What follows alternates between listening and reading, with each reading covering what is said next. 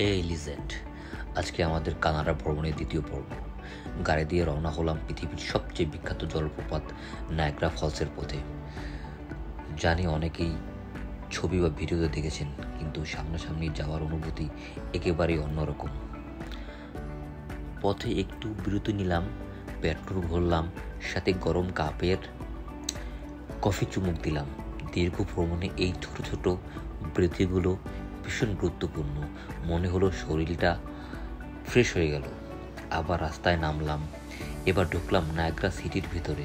চারপাশেটা সাজানো গোছানো রাস্তা, সুন্দর দোকানপাট, অসংখ্য পর্যটক। আসলে এখানে আসলেই বোঝা যায় প্রকৃতির সাথে পুরো শহরটাই যেন পর্যটনের জন্য গড়ে উঠেছে। শহরের ভেতর যত এগোচ্ছি ততই মনে হচ্ছে আমি যেন একটা সিনেমা সেটের মধ্যে হাঁটছি। রাস্তার দুপাশে রেস্টুরেন্ট, কফি শপ আর বিভিন্ন দেশের মানুষের ভিড়। প্রত্যেকেই লক্ষ্য একটাই, নায়াগ্রা ফলসের কাছে থেকে দেখা।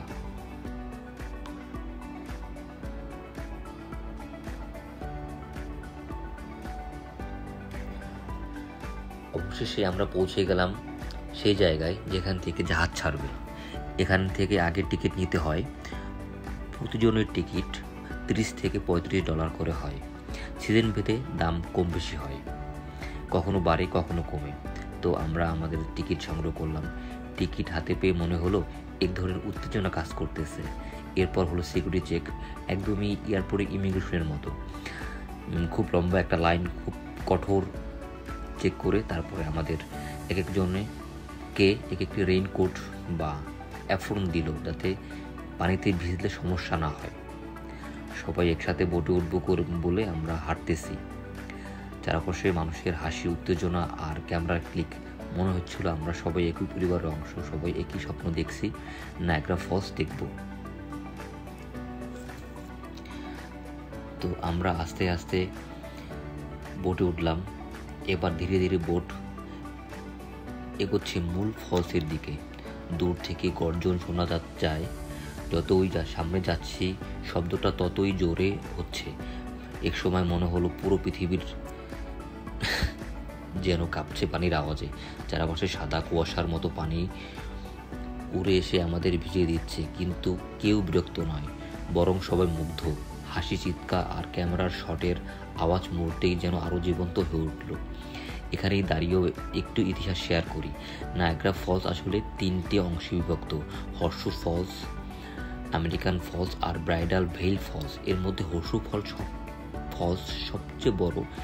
এটি কানাডার অংশে অবস্থিত। প্রতি সেকেন্ডে প্রায় 30 লাখ লিটার পানি এখান থেকে নিচে পড়ে।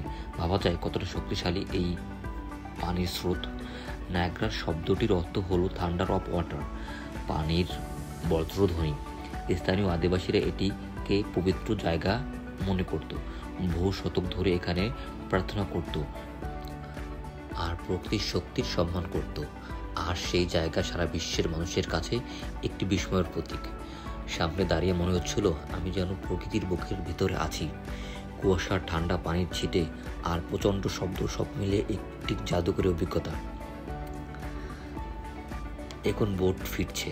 ধীরে ধীরে দেখা গেল আমেরিকান সাইড। ওপাশে দাঁড়িয়ে আছে টাওয়ার ব্রিজ আর অসংখ্য পর্যটক। সবাই মোবাইল হাতে মুহূর্তটা ধরে রাখছে। নায়াগ্রা শুধু সৌন্দর্যের প্রতীক নয়, এটা মানুষের ইতিহাসের অংশ। 19 শতকে এখানে প্রথমবার বিদ্যুৎ উৎপাদন শুরু হয়।